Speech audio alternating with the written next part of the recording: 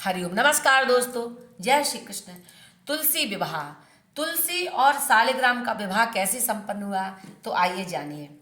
प्राचीन काल में जालंधर नाम का एक महापराक्रमी महाउपद्रवी राक्षस हो गया था।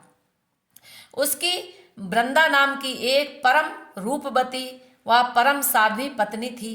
वृंदा की निष्ठा थी कि जब मेरा पातिव्रत्य अटल है तो मेरे पति का बाल बांका कैसे हो सकता है।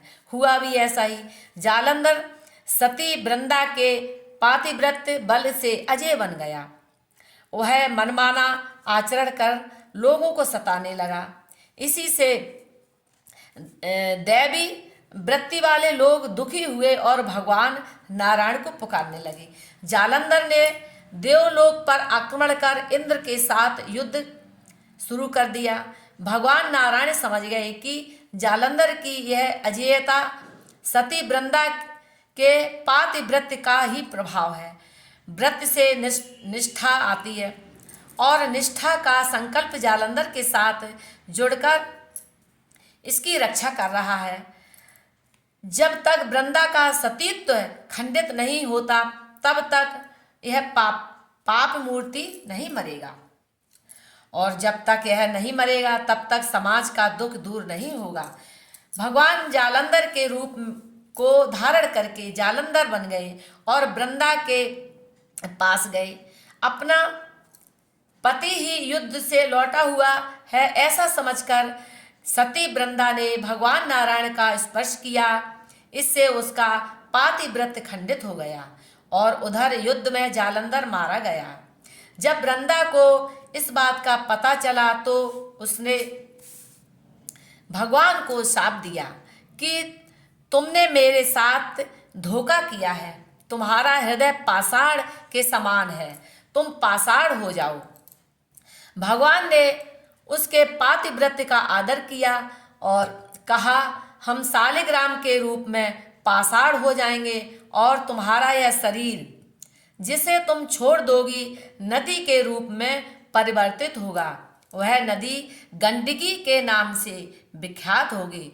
तुम तुलसी देवी के रूप में मेरे साथ ही रहोगी। तुम्हारे केश कलाप से उत्पन्न तुलसी वृक्षों के पत्तों आदि के बिना मेरी पूजा अधूरी मानी जाएगी। तेरे व्रत का, तेरी निष्ठा का आदर होगा। लेकिन वृंदा, तुमने जालंधर के असत का कवच बनने की गलती की थी। इसीलिए जैसे कांटे से कांटा निकलता है वैसे ही बहुजन हिताय बहुजन सुखाय मुझे यह कार्य करना पड़ा, क्योंकि जब सत्य असत्य का रक्षक बन जाता है तो असत्य का नाश कठिन हो जाता है। वृंदा, तेरा सतीत्व जालंधर के असत्य को पोषण कर रहा था, पाप को पोषित कर रहा था और किसी भी कीमत पर वह मर नहीं रहा था। उसको मरने का केवल एक ही उपाय था कि तेरा सतीत्व खंडित हो। फिर भी तेरे सतीत्व का आदर दुनिया करेगी। हम एक रूप में सालिग्राम बनकर गंडकी नदी के तट पर वास करेंगे। तुम्हारी पूजा करने वाले प्रतिवर्ष तेरा और मेरा विवाह रचाएंगे। इसके फलस्वरूप उन्हें महान पुण्य की प्राप्ति होगी। भगवान के वचन सुनकर वृंदा संतुष्ट हुई। तब से कार्तिक शुक्ल एकादशी से कार्तिक पूर्णिमा तक तुलसी विवाह किया जाता है।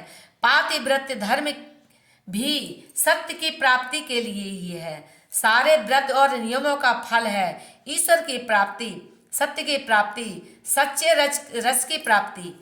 अपने जीवन में कोई भी नियम या व्रत रच जाए तो यह सही है, ठीक है, फिर भी उसमें दृढ़ता से लग जाए तो व्रत, उसको व्रत कहते हैं। व्रत का फल होता है निष्ठा।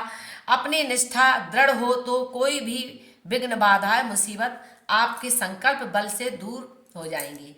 आपके जीवन में कोई ना कोई नियम छोटा मोटा जरूर होना चाहिए। इससे आपका मनोबल दृढ़ होता है, संकल्प बल बढ़ता है। नमस्कार।